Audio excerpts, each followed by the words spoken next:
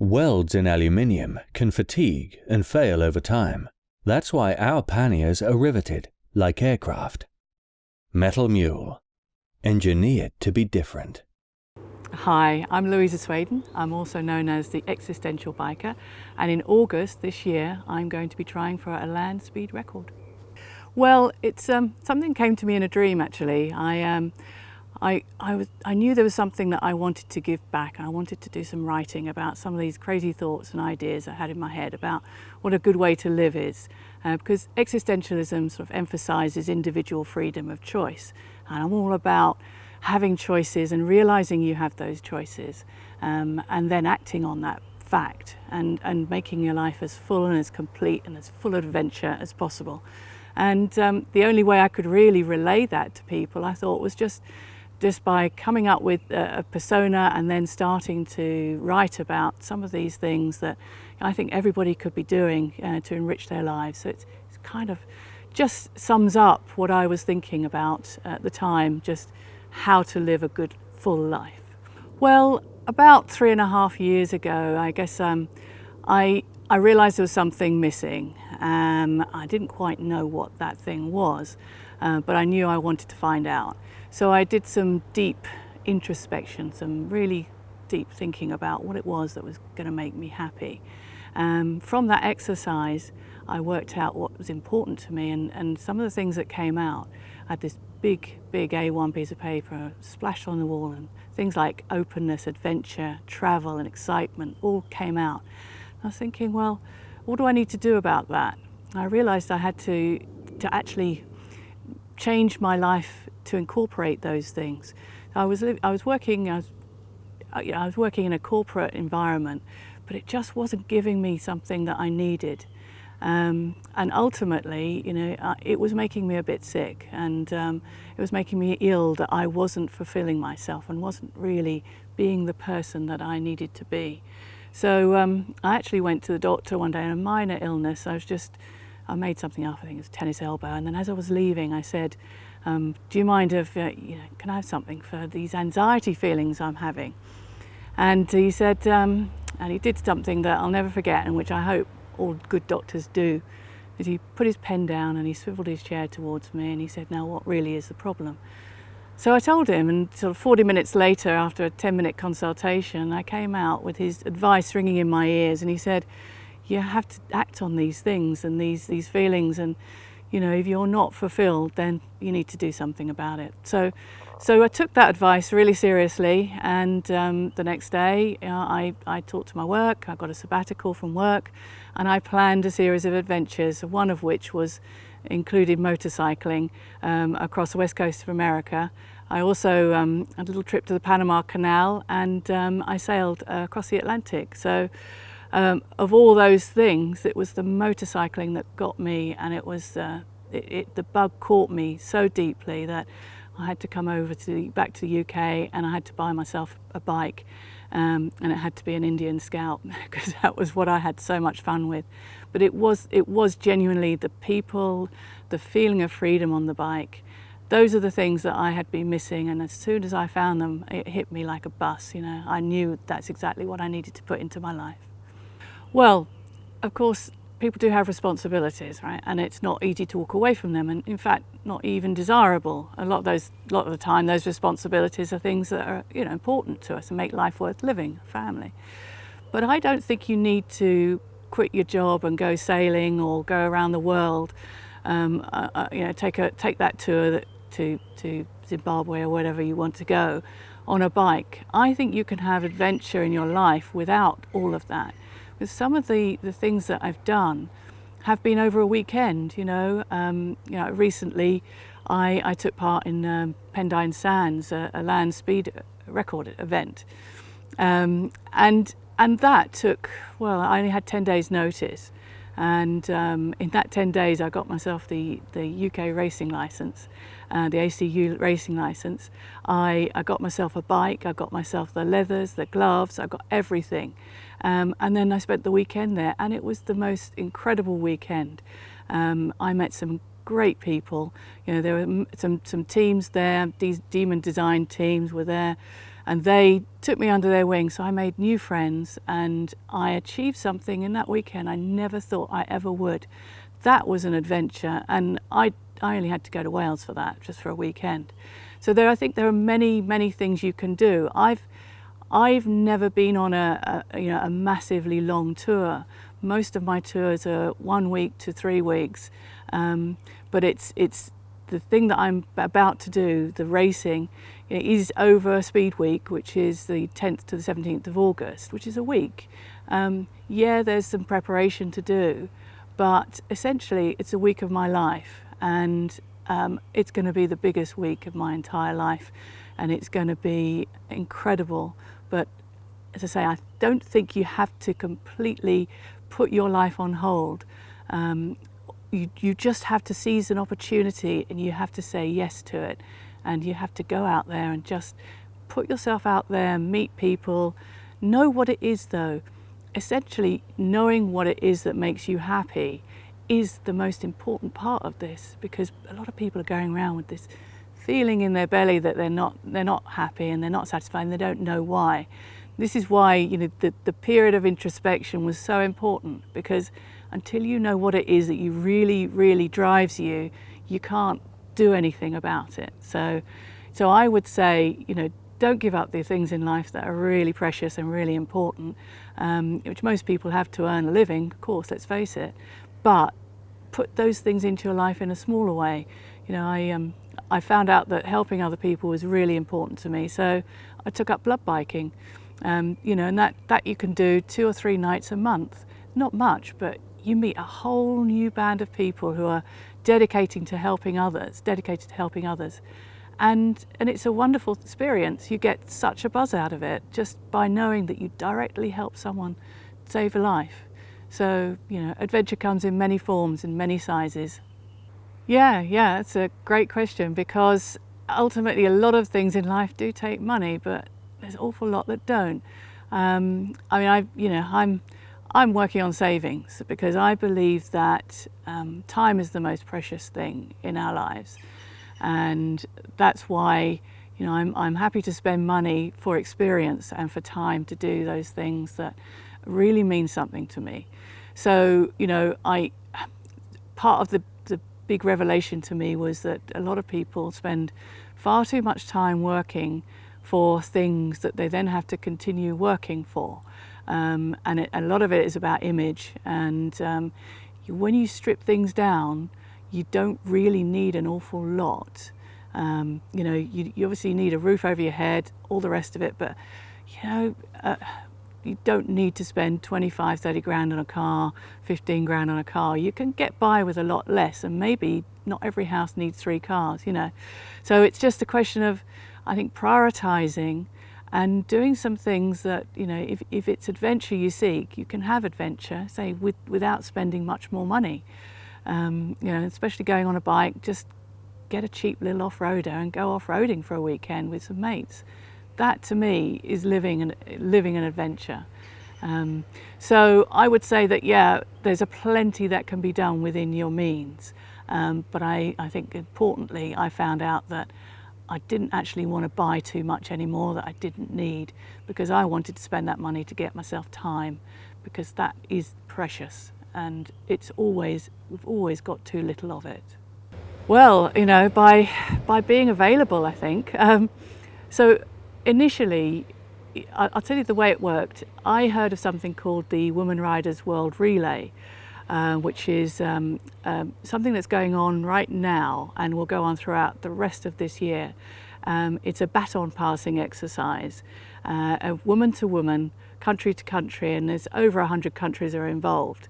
It's absolutely massive movement, and it was all set up by this one young lady called Hayley Bell, with the reason to educate the industry that how many women there are, but also to empower women, because a lot of women, they don't really want to ride in groups, mixed groups. They mostly mixed groups are 90% male, and they might feel just a little intimidated. So this was a way of kind of introducing them to the concept of group travel, at the same time telling the industry, look, you need to cater for us more, because look how many of us there are.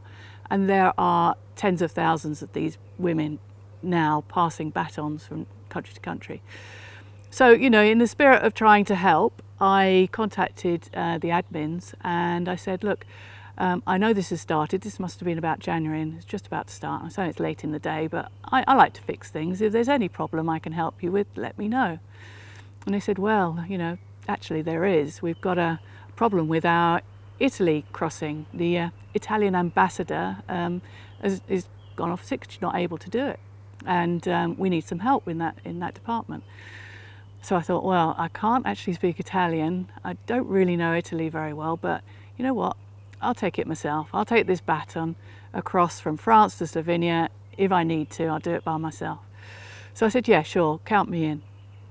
So what I didn't realise was becoming an ambassador meant that you also had to plan the route, try and get sponsorship, try and get all of the events planned and get all the girls together in Italy. And I had 4 weeks to do this. 2 weeks later, I wasn't really any closer. I had actually managed to get the route sorted out, but I wasn't any closer to getting many people on board. I think I had an Australian lady and an English lady. And then all of a sudden, something happened, and that something was a lady called Rosaria. So she was kind of introduced by a chap called Andy Gelski, and he told her to contact Women Riders World Relay. She's Italian, she's well known in Italian biking circles, organising the Distinguished Gentleman's Ride for Rome and Babe's Great Escape, her own tour. And she contacted me, and from then things got really exciting because she knew lots of people, and she was able to get sort of another 6 or 7 Italian girls on board immediately and a few more after that. And we got a couple of trips and stops in sort of BMW and special martini cafes and biker cafes, and it was great because then we were really rolling, and it all transpired that and she told me just at the end, she said, oh well, I've got another project. Well, in fact, my partner Dino Romano is a famous customizer in Italy, and he's built this bike. And it's a 1000cc partially streamlined motorbike, and we're entering it into the Bonneville Salt Flats for a record. And I said, well, that sounds incredibly exciting. He said, yes, I'm a pilot as well. I said, well, how many pilots are you allowed? And they said, oh, well, you're allowed up to 5 pilots. And I said, how many have you got? And she said, 4. So 3 seconds later, I said, can I be the 5th?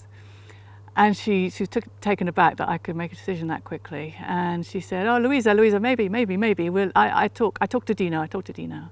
So at that point in time, I didn't tell her just how little experience I had of racing bikes, because I actually hadn't had any experience of racing bikes on any surface fast.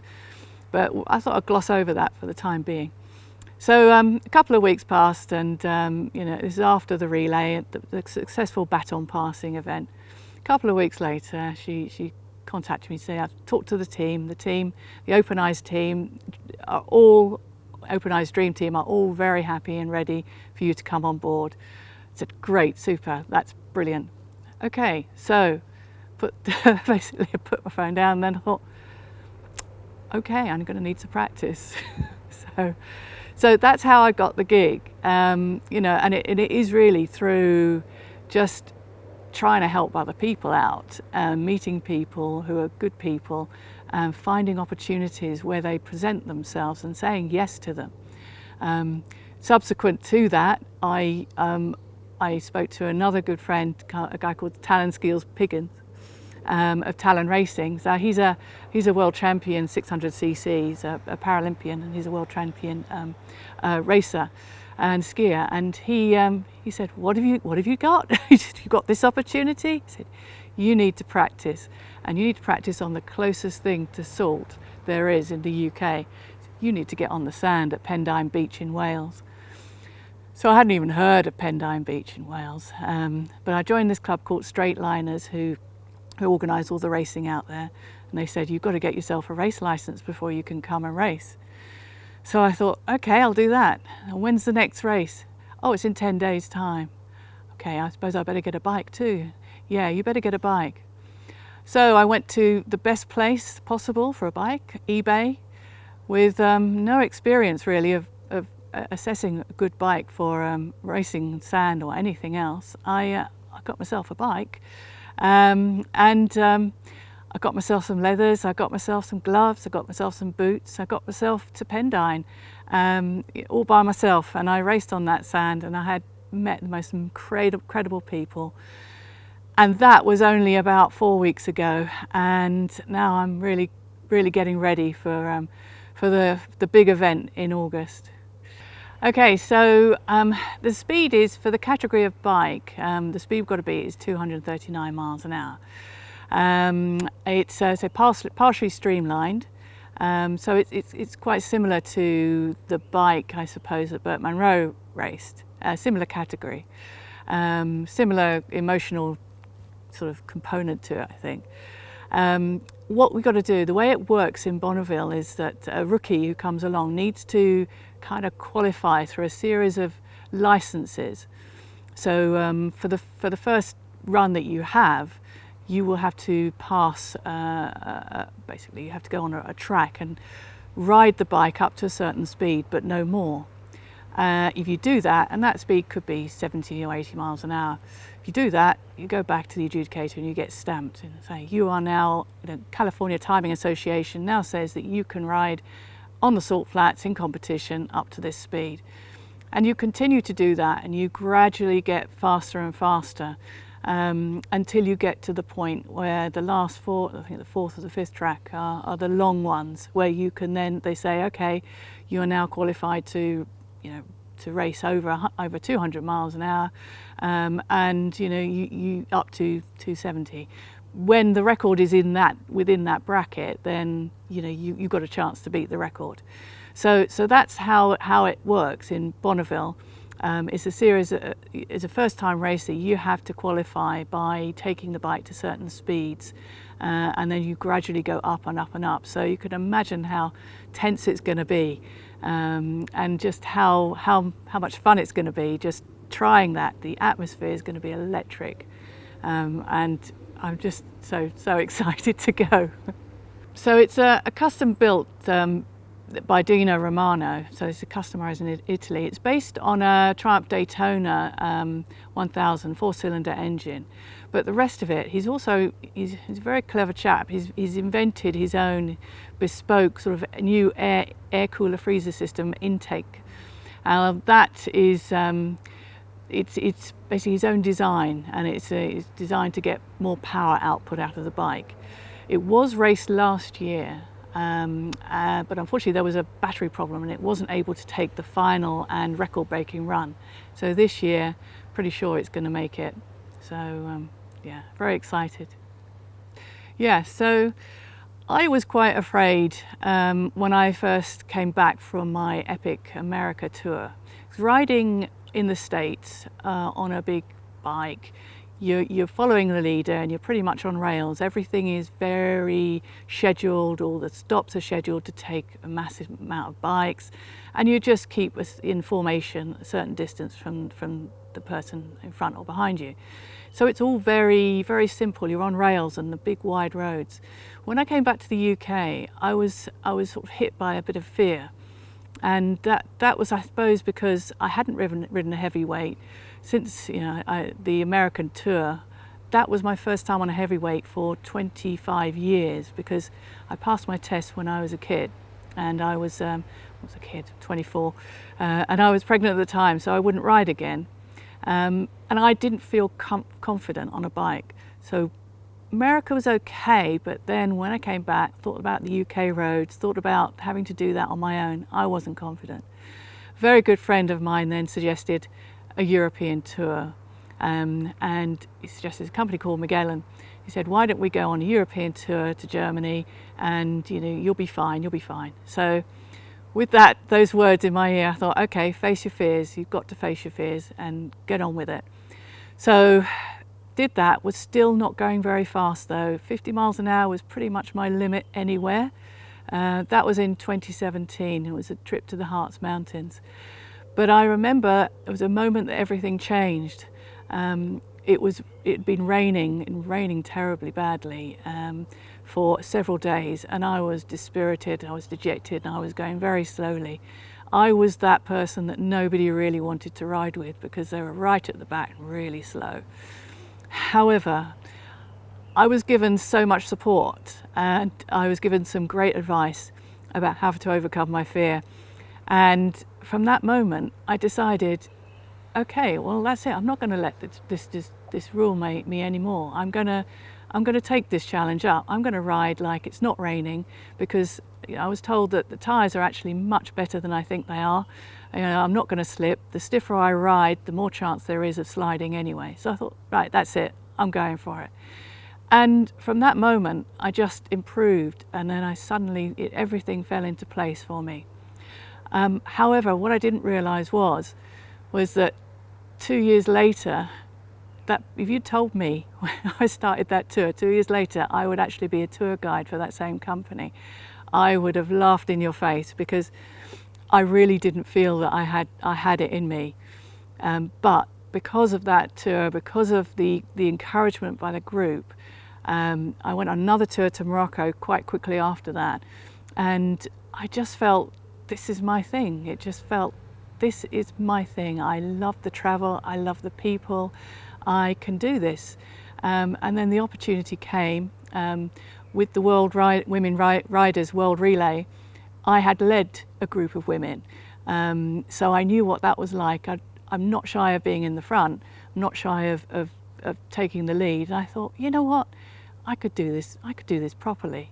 So that's how that came about, and I'm really grateful to have that opportunity given to me. And it's just how my life has changed in the last 3 years, from really a corporate position, desk job, to going to Bonneville for a land speed record and being a motorcycle tour guide, poles apart. But it's all down to finding out what really drives you, doing something about it, because life is precious and it is limited, and you've just got to seize the day. And that's really what I'm doing now, is giving that message. And I hope that, you know, the medium of motorcycling and the things that I write about will actually reach some people and hopefully inspire them to do the same, because if they could feel what I'm feeling about how good it is to be alive right now, you know, it's marvelous. I just want to share that. And that's really why, you know, even I'm here today, I'm just trying to share that message, because, you know, it's a wonderful life, you know, when you're doing what you love. Well, there's my website, which is www.existentialbiker.com. If you put Existential Biker into Facebook, you'll find me. I'm a little bit on Instagram, a little bit on Twitter, but you know, I basically, you just put that in, you probably find me anywhere. I also, one of the other objectives I had was to start a little bit of writing, and I'm really pleased to say I'm published now in Overland magazine. I've got a regular column, so you can see some of my thoughts and meanderings in there. Motorcycle Sport and Leisure published 1 or 2 things as well, but Overland is the thing that, you know, if you get a copy of Overland, you'll see me in that every quarter. So yeah, my writing covers all sorts of different disciplines that I'm not an expert in anything. I'm very much a generalist, but I kind of like to tie things together in a universal way. So there's a bit of psychology, there's a bit of astronomy, a bit of physics, and a bit of philosophy. And I think a lot of motorcyclists are actually philosophers. They generally tend to be people with a worldly view and questioners. And lovers of experience. So I kind of combine all of that. So my writings cover one of or all of those disciplines at any one point in time. So, you know, it's not for everyone, but some people seem to enjoy it. So I'll keep going until I've run out of things to say. I was thinking of starting up my own hashtag. So one of the other things that I'm really quite proud of is becoming a grandmother 3 times over in the last 3 years as well. It seems the last 3 years I've just lived a completely new life. It always surprises people, because, you know, you don't really expect a nana to do the things that Guy Martin does. So I thought I might start a hashtag just to say #Nana takes on Guy Martin, and just sort of say that, you know, if I could do it, anyone could do it. You know, you don't have to be special to to realize these things, you just have to be open to experience. So I would say take a little bit of time out. Even if it's just a weekend, to just think about, put yourself first and think about what makes you happy, what makes that little ball of joy arise in you. So with me, it's when I'm motorcycling. There's this ball of fire inside me, and yes, this is my place to be in life. This is what I need to be doing. You will know what makes that ball of joy arise in you. That is your subconscious telling you, this is where I'm meant to be doing, this is what I'm meant to be doing, and this is what I need to incorporate in my life. So I would say find out what it is that brings that out in you, and then even in just a small way, pursue it. If you say I'm happiest when I'm on my motorbike, I want to do more of that, then find a way to incorporate more of it into your life. Say, for me, the blood biking was a great way of helping, getting on the bike, but also giving back. I would say once you realize what it is that makes you really happy, then you have to act on it. That's the critical part, is turning those things into behaviors. So when I did my exercise, I wrote down a list of all the things that made me happy. But the important thing was that I then turned those things into behaviors, because at that point I took responsibility for it. I took responsibility for my happiness. And that's something everybody can do. You know what it is that makes you happy. Sometimes you will have to make hard choices in life, and this is what stopped a lot of people. Unfortunately, those hard choices, sometimes you're going to have to go out of your comfort zone and say, well, I potentially I could quit my job, I could do this, but it means going on a lower salary and starting again, or it means taking a bit of a risk. You have to take some risks in life, and I have taken quite a few, but I do not regret any of them. You regret the things you don't do. I think there's a few famous memes and things going around. People are asked on their deathbed, what message would you give to people? And one of them is, do the things that make your dreams come true if you can. Don't spend your life putting things off, and don't spend your life trying to live the way that you think other people want you to live. You have only one life. Just take it, and if you have to make a hard choice along the way, then you have to make a hard choice. But have the courage to do that, because that sets you free. Our panniers have a double thick rim at the base, keeping damage from the inevitable bumps, scrapes and offs to the outside of the pannier. Metal Mule. Engineered to be different.